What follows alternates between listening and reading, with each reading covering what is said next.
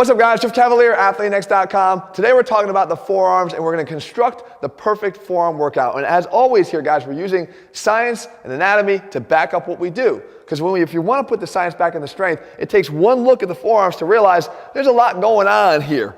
There's a lot of muscles interplaying to create the different actions of the forearm. And it's not just about wrist curls and wrist extensions. As a matter of fact, if you're doing your wrist curls like this and your wrist extensions like this, you're actually leaving some gains on the table. I'm gonna show you what you could do to improve those actions. And then of course, we gotta add to them. Why? Because there's different functions here of the forearm. You can see that just by creating different movements of the wrist, I can activate different areas of the forearm itself. If I did this is called ulnar deviation.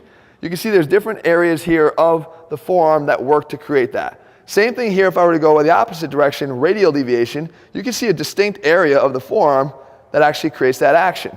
Right? And we can also see that if I involve just my wrist, I get a certain level of activation in the forearm. But if I start to involve the finger flexors, that there's a whole nother level of activity that goes on. And if we go here into pronation, you can see that we get a response of a certain area of the forearm. So why are we just focusing on a couple motions when we have to include all of them? I'm gonna make it simple for you though, guys. I'm gonna include all the things we need to do in the right amounts, and we're gonna walk you through it step by step, right? So let me take you through each of the exercises, and as always in our perfect workouts, guys, I'm gonna give you the sets and reps to do the entire workout at the end.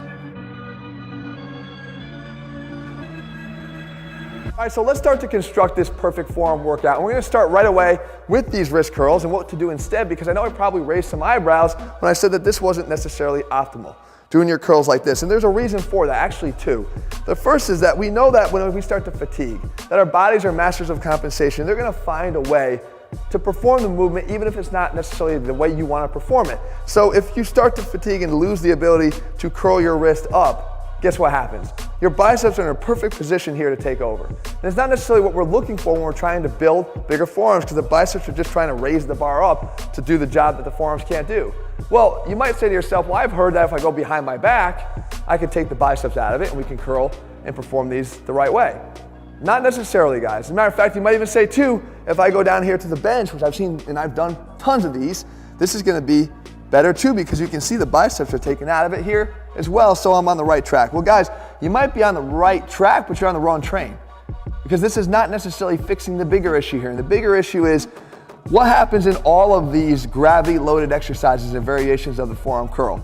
We're actually allowing, as we start to fatigue, the bar, and maybe even purposely, allowing the bar to sink down into these distal fingers of ours, all the way down to the distal metacarpals. That is a lot of load, as I actually put in an entire video on how that is the #1 cause of medial elbow pain that we deal with. And it's how we grip the bars, how we grip bars during even rows. But when we do forearm work, it actually gets magnified because we tend to train our forearms more regularly throughout the week, especially if they're a weak point of ours. We've been told we can train them 3 to 4 times a week. What we have in all of those variations is this sinking of the bar into these distal fingers here is what's gonna overload and stress that medial elbow, causing medial elbow pain. And even if I do the reverse barbell curl, you can see that I still have the same effect. That bar starts to roll deeper into the fingers as I start to fatigue. So in order to counteract that, guys, there's a better way to do this. And I do this right here with a cable machine. Now you can see immediately, I bent my elbow. I've taken the biceps out of this, right? And I'm now pushing away. And the other thing that's happening here is as I'm pushing away, not only am I getting a more intense contraction of the forearm muscles that you will feel the second you try this. You don't have to use a cable either, guys. You can use a band. The fact is, you're in a more intense contraction, and as I push down with my wrist, I'm actually allowing the handle to sink deeper into the palm as opposed to into the fingers. This will take all of the stress off of the medial elbow. If you were to do this 3 to 4 times a week, it would allow you to train the forearm curling function without having those detriments and those negative side effects that can go right to your elbow, preventing you from even wanting to train your forearms at all. The perfect forearm workout would not be complete without carries, and you're going to be doing a lot of them. And there's a reason for it, because the forearms are also very much required to have endurance capabilities and have a capacity for being able to grip and hold for a long period of time. Not just because we use them constantly throughout the day, but we also know that if, God forbid, we're ever in a survival situation, we'd want to be able to hang on and hold on for the duration. So we're going to train them with a set of carries in between every single exercise we do in this workout today. Walk 1 lap around, come back around, do another set, and repeat. You're gonna be coming back to the carries. We're actually gonna end with the ultimate test of muscle endurance in our forearms, the arm hang. But for now, work your carries in between every set of every exercise you do in this workout. All right, guys, let's move on now to the opposite side of the forearm, wrist extension. Right? We know it's critical. We talk about, in the beginning, I said that this isn't necessarily the best way to do it. And there's a reason for it, because we should know by now that when we look at the physics of this performance of this exercise, we know that when the hand gets up to the top here into full extension, gravity is actually acting down through the wrist. And there's less force here than there is when gravity is acting perpendicular to the wrist. So we're actually taking tension off of the forearm as we get closer to the top. We can actually fix that though by performing this standing.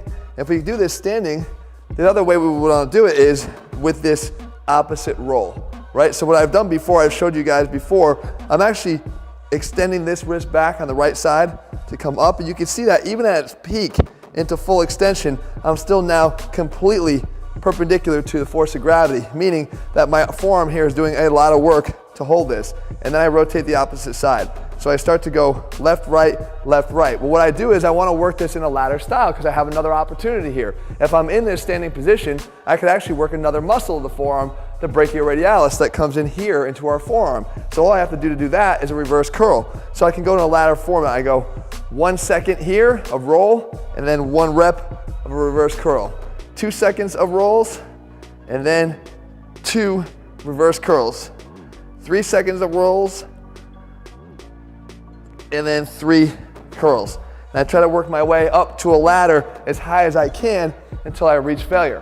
What do we do next? Of course, pick up those dumbbells, we do our carry all the way around, back to the spot, and we do 1 more set.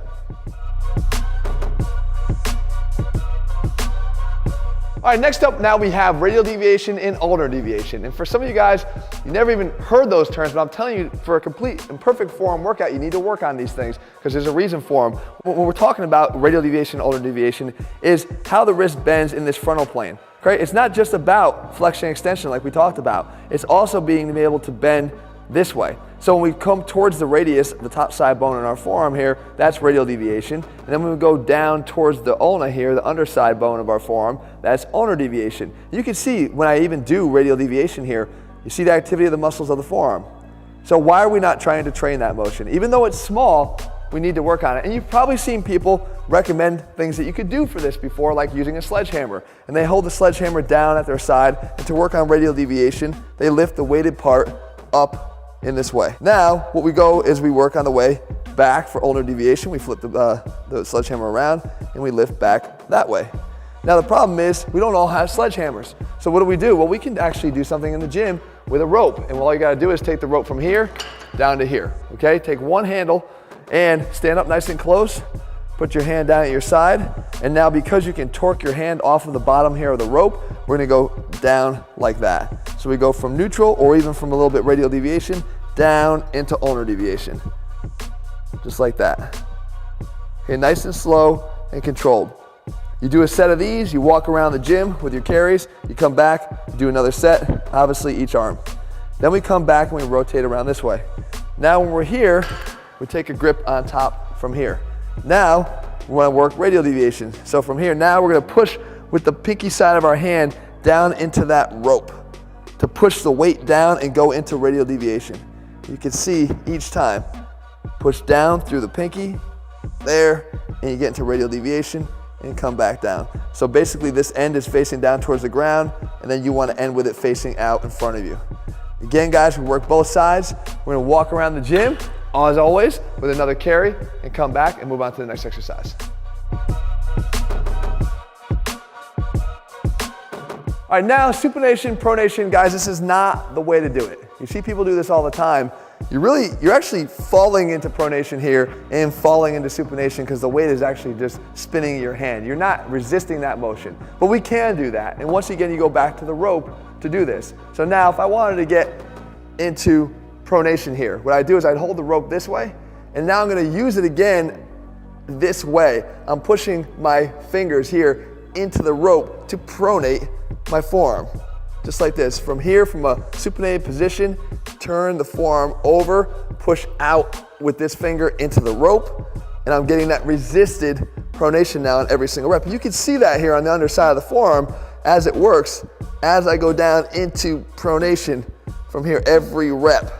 So what you'd want to do is you'd want to work this to failure, and then of course walk around the gym with your carry. Now you come back and go the other way. If I want to do supination here, what I do is I take my hand out to the side, and now I'm going to go and I'm going to try to turn this from a position facing out to back towards the machine. You can see all the forearm supination here that takes place to get that there. Now we know that the bicep is obviously a supinator, okay, but it's not the only one. We've got a supinator muscle in our forearm that you can see working to accomplish this, and that's what we're trying to do. And I'm telling you guys, these muscles aren't ever really trained in a way with resistance, especially if you were doing that dumbbell twirling exercise. So they'll respond pretty quickly to this extra resistance to add size to your forearm. So we want to make sure we do that. All right guys, almost done. We want to now work those intrinsic ham muscles that I talked about, and then we're going to finish with that one final test, that grueling hanging test, to really put the finishing touches on this workout.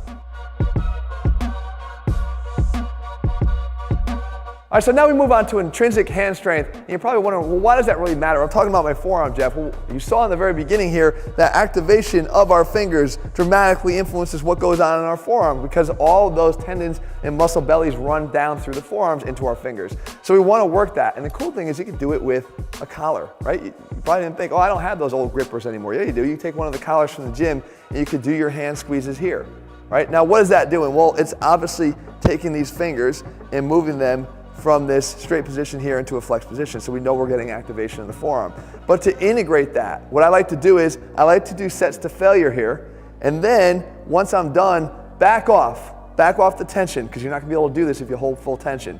You take it just a little bit of tension now, and then I go and I move my wrist into extension and down into flexion, and into extension and flexion. Extension and flexion. Flexion, being able to still hold some tension through here, gets very difficult because of active insufficiency. Once I shorten these flexors in my forearm, it gets hard to still maintain force through here. But that's what I'm trying to work on. I'm trying to maintain the ability to contract and generate force even in a shortened state. So I have a little bit of tension, I go back and forth into extension at the wrist and flexion until I can't do it anymore. So it's basically a drop set burnout. Go failure on the squeezes and then failure on the back and forth until you can't control it anymore. You're going to do that on each side, again, with your carry in between each one.